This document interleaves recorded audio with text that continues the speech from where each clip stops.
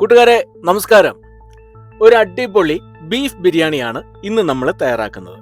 Beef biryani തയ്യാറാക്കുവാനായി ഏകദേശം 3/4 kilo beef എടുത്തിട്ടുണ്ട്. 3 cup റൈസിനുള്ള ബിരിയാണിയാണ് നമ്മളിപ്പോൾ തയ്യാറാക്കുന്നത്. ഇതിലേക്ക് 1 ടീസ്പൂൺ ഇഞ്ചി വെളുത്തുള്ളി പേസ്റ്റും 1 ടീസ്പൂൺ ഉപ്പും 1 കപ്പ് വെള്ളവും ഒഴിച്ച് കുക്കറിന്റെ മൂടിയും അടച്ച് നമുക്കിത് വേവിച്ചെടുക്കാം. ഏകദേശം 8 വിസിൽ കേൾക്കുന്നവരെ നമുക്കിത് ബോയിൽ ചെയ്യാം. അപ്പോൾ ഷെഫ് ജോജിയുടെ ഒരു പുതിയ വീഡിയോയിലേക്ക് എല്ലാ കൂട്ടുകാർക്കും സ്വാഗതം.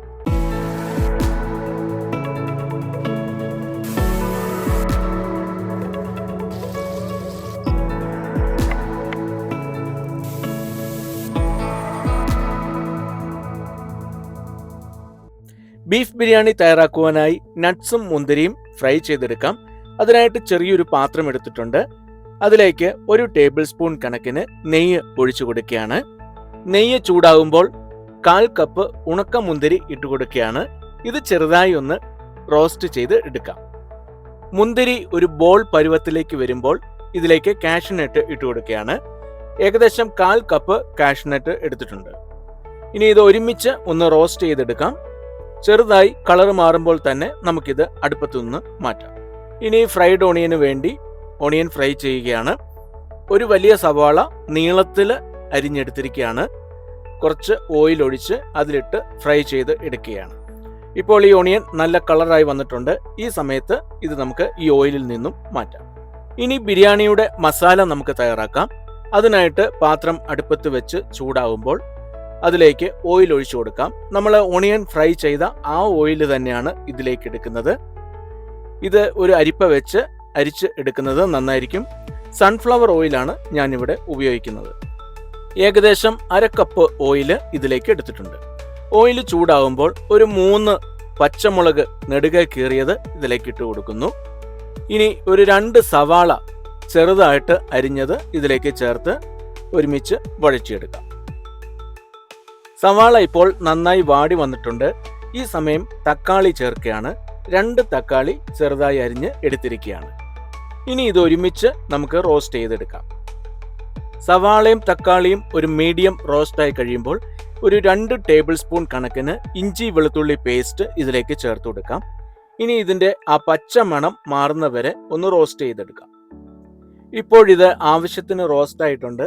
ഇനി മസാല പൊടികൾ ഇതിലേക്ക് ചേർത്ത് കൊടുക്കുകയാണ്. മല്ലിപ്പൊടി 1 ടീസ്പൂൺ, മുളകുപൊടി 1 ടീസ്പൂൺ, കുരുമുളക് പൊടി 1 ടീസ്പൂൺ, മഞ്ഞൾ പൊടി 1/2 teaspoon, garam masala powder 2 teaspoon, മസാലയ്ക്ക് ആവശ്യത്തിനുള്ള ഉപ്പും ചേർത്ത് ഇത് നന്നായിട്ടൊന്ന് മിക്സ് ചെയ്ത് റോസ്റ്റ് ചെയ്ത് എടുക്കാം. ആദ്യം കുക്കറിൽ ബോയിൽ ചെയ്ത ബീഫിലും ഉപ്പ് ചേർത്തിട്ടുണ്ട്. 1 ടീസ്പൂൺ ഉപ്പാണ് അവിടെ ചേർത്തിട്ടുള്ളത്. അപ്പോൾ അതുകൂടി കണക്കാക്കി വേണം ഈ മസാലയിൽ ഉപ്പ് ചേർക്കുവാൻ. ഇപ്പോൾ ഇത് നന്നായി റോസ്റ്റ് ആയിട്ടുണ്ട്. ഇനി ഒരു അല്പം വെള്ളം ഒഴിച്ച് നമുക്കിത് ഒന്നുകൊണ്ടൊന്ന് മിക്സ് ചെയ്തെടുക്കാം. ഈ സമയം അരിഞ്ഞു വെച്ചിരിക്കുന്ന മല്ലിയില ഒരു 1/2 കപ്പ് കണക്കിന് ഇതിലേക്ക് ഇട്ട് കൊടുക്കാം. അതുപോലെ പുതിനയും ചെറുതായി അരിഞ്ഞ് ഒരു 1/2 കപ്പ് കണക്കിന് ഇതിലേക്ക് ഇട്ട് കൊടുക്കാം. ഇത് ഒരുമിച്ച് നന്നായി ഒന്ന് മിക്സ് ചെയ്തെടുക്കാം. ഇനി ഈ മസാലയിലേക്ക് നമ്മൾ ബോയിൽ ചെയ്ത് വെച്ചിരിക്കുന്ന ബീഫ് ചേർത്ത് കൊടുക്കാം. ഇനി ഇത് നന്നായിട്ട് മിക്സ് ചെയ്യാം. ബീഫ് ബോയിൽ ചെയ്ത വെള്ളം കൂടി ഇതിലേക്ക് ചേർത്തിട്ടുണ്ട്. ഇപ്പോൾ ഇത് നന്നായി തിളച്ചു വന്നിട്ടുണ്ട്. ഒരു കറി പരുവത്തിനാണ് ഇതിപ്പോൾ ഉള്ളത്. ഇനി ഇത് സ്ലോ ഫ്ലെയിമിൽ നമുക്ക് അടച്ചു വെച്ച് ഒന്ന് റോസ്റ്റ് ചെയ്തെടുക്കാം. ആ സമയം കൊണ്ട് നമുക്ക് റൈസ് തയ്യാറാക്കുകയും ചെയ്യാം. ഇനി ബിരിയാണിയുടെ റൈസ് നമുക്ക് തയ്യാറാക്കാം. അതിനായിട്ട് ഒരു പാത്രത്തിൽ വെള്ളം വെച്ചിട്ടുണ്ട്. വെള്ളം ചൂടായി വരുമ്പോഴത്തേക്കിന് ഇതിലേക്ക് നമുക്ക് വോൾ ഗരം മസാലകൾ ഇട്ട് കൊടുക്കാം. ഏലക്ക 3 എണ്ണം, പട്ട 2 എണ്ണം, ഗ്രാമ്പു 3, തക്കോലം 1 എണ്ണം, ഒരു 3 കുരുമുളക്, ഇത്രയും കൂടി ഇതിലേക്ക് ഇട്ട് കൊടുക്കുകയാണ്. ഇനി റൈസിന് ആവശ്യത്തിനുള്ള ഉപ്പ് കൂടി ഇതിലേക്ക് ചേർത്ത് കൊടുക്കുന്നു. ഇപ്പോൾ വെള്ളം നന്നായി തിളച്ചിട്ടുണ്ട്. ഈ സമയത്ത് റൈസ് നമുക്കിതിലേക്ക് ഇട്ട് കൊടുക്കാം. ഏകദേശം അരമണിക്കൂറോളം വെള്ളത്തിലിട്ട് കുതിർത്ത ബസ്മതി റൈസാണ് നമ്മളിവിടെ ഉപയോഗിക്കുന്നത്. നന്നായി വാഷ് ചെയ്തിട്ടുണ്ട്. 3 കപ്പ് റൈസാണ് നമ്മൾ എടുത്തിട്ടുള്ളത്. റൈസ് എല്ലാം ഇട്ടതിന് ശേഷം ചെറുതായി ഒന്ന് ഇതുപോലെ മിക്സ് ചെയ്ത് കൊടുക്കാം. അതുപോലെ വെള്ളത്തിൻ്റെ ഉപ്പ് ചെക്ക് ചെയ്ത് ആവശ്യമെങ്കിൽ ചേർത്ത് കൊടുക്കാം. ഇപ്പോൾ ഇത് നന്നായി തിളച്ചു വരുന്നുണ്ട്. ഈ സമയം ഒരു നാരങ്ങയുടെ നീര് ഇതിലേക്ക് ഒഴിച്ചു കൊടുക്കുകയാണ്. റൈസ് ഒട്ടിപ്പോവാതിരിക്കുവാൻ വേണ്ടിയാണ് നമ്മൾ നാരങ്ങ നീര് ഒഴിക്കുന്നത്. ഇത് ചെറുതായി ഒന്ന് മിക്സ് ചെയ്ത് കൊടുക്കാം. ഇപ്പോൾ റൈസ് ഏകദേശം ഒരു 1/4 വേവായിട്ടുണ്ട്. അതുപോലെ നമ്മുടെ ബീഫ് ഇപ്പോൾ നന്നായിട്ട് റോസ്റ്റായി കിട്ടിയിട്ടുണ്ട്. മറ്റൊരു അടുപ്പിൽ ചെറു തീയിൽ വെച്ചിരിക്കുകയായിരുന്നു. ഇപ്പോൾ ഇതിൻ്റെ മസാലയെല്ലാം ആ ബീഫിലേക്ക് പിടിച്ച് നല്ല രീതിയിൽ ഇത് റോസ്റ്റായി കിട്ടിയിട്ടുണ്ട്. ബീഫ് ഈ പാത്രത്തിൽ നന്നായി ഒന്ന് നിരത്തി ഇട്ട് കൊടുക്കാം. ഇതിൻ്റെ മുകളിലേക്ക് ആ റൈസ് കോരി ഇട്ട് കൊടുക്കാം.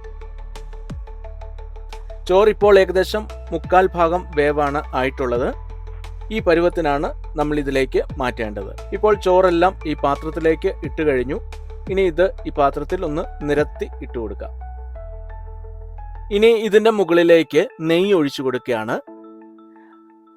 ഏകദേശം 2 ടേബിൾ സ്പൂൺ കണക്കിനുള്ള നെയ്യ് ഇതിൻ്റെ മുകളിലേക്ക് ഒഴിക്കുന്നുണ്ട്.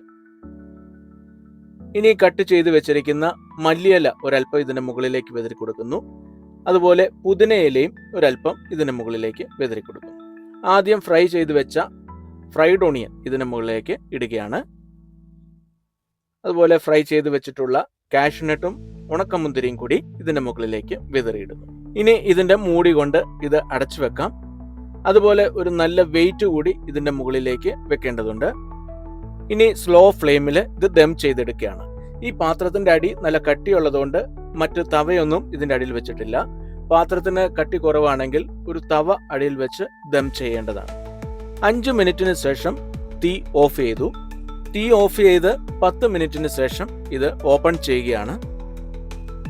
ഇപ്പോൾ ബീഫ് ബിരിയാണി നന്നായി ബേക്കായി കഴിഞ്ഞു.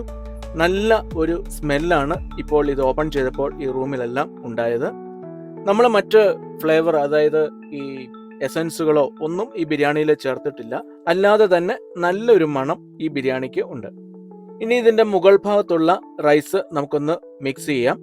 ഇപ്പോൾ മസാലയിൽ നമ്മൾ ടച്ച് ചെയ്യരുത്, മുകളിൽ മാത്രം ഒന്ന് മിക്സ് ചെയ്യുകയാണ്. എന്നിട്ട് മുകളിലുള്ള ഈ റൈസ് മറ്റൊരു പാത്രത്തിലേക്ക് മാറ്റുകയാണ്. താഴെയുള്ള മസാലയിലേക്ക് തവി ടച്ച് ചെയ്യാതെ മുകളിലുള്ള ഈ റൈസ് മാത്രം എടുത്താണ് മറ്റൊരു പാത്രത്തിലേക്ക് മാറ്റുന്നത്. ഇപ്പോൾ മസാല ഒഴിച്ചുള്ള റൈസ് എല്ലാം മറ്റൊരു പാത്രത്തിലേക്ക് മാറ്റിക്കഴിഞ്ഞു. ഇനി ഇത് നമുക്ക് മിക്സ് ചെയ്യാം. ബീഫും ഈ റൈസും ഒരുമിച്ച് നന്നായിട്ട് മിക്സ് ചെയ്തെടുക്കുകയാണ്. ഇപ്പോൾ ഈ അടിപൊളി ബീഫ് ബിരിയാണി റെഡിയായി കഴിഞ്ഞു. ഒരു പ്ലേറ്റിലേക്ക് ഈ മസാലയും ബീഫും ഒരുമിച്ചെടുത്ത് അതിൻ്റെ മുകളിലേക്ക് നമ്മൾ ആദ്യം മാറ്റി വെച്ചിരിക്കുന്ന റൈസും കൂടെ എടുത്ത് നമുക്ക് സെർവ് ചെയ്യാവുന്നതാണ്. അപ്പോൾ വളരെ എളുപ്പം തന്നെ നമുക്ക് എല്ലാവർക്കും നമ്മുടെ വീടുകളിൽ തയ്യാറാക്കാൻ പറ്റിയ ഒരു അടിപൊളി ബീഫ് ബിരിയാണിയുടെ റെസിപ്പിയാണ് ഇപ്പോൾ നമ്മൾ കണ്ടത്. ഈ വീഡിയോ നിങ്ങൾക്ക് എല്ലാവർക്കും ഇഷ്ടപ്പെട്ടു എന്ന് കരുതുന്നു. ഇഷ്ടപ്പെട്ടുവെങ്കിൽ ലൈക്ക് ചെയ്യാനും കമൻറ്റ് ചെയ്യാനും ഷെയർ ചെയ്യാനും മറക്കരുത്. ഷെഫ് ജോജി യൂട്യൂബ് ചാനലിലും ഫേസ്ബുക്ക് പേജിലും ഒരുപാട് പഴയ വീഡിയോകളുണ്ട്. അതൊക്കെ കാണുവാനായിട്ട് ശ്രമിക്കാം. അതുപോലെ ആദ്യമായിട്ടാണ് നിങ്ങൾ ഈ ചാനൽ കാണുന്നതെങ്കിൽ സബ്സ്ക്രൈബ് ചെയ്യാനും പേജ് ഫോളോ ചെയ്യാനും മറക്കരുത്. അപ്പോൾ പുതിയൊരു വീഡിയോയുമായി ഉടൻ തന്നെ വരുന്നതായിരിക്കും. അതുവരേക്കും ബൈ ബൈ.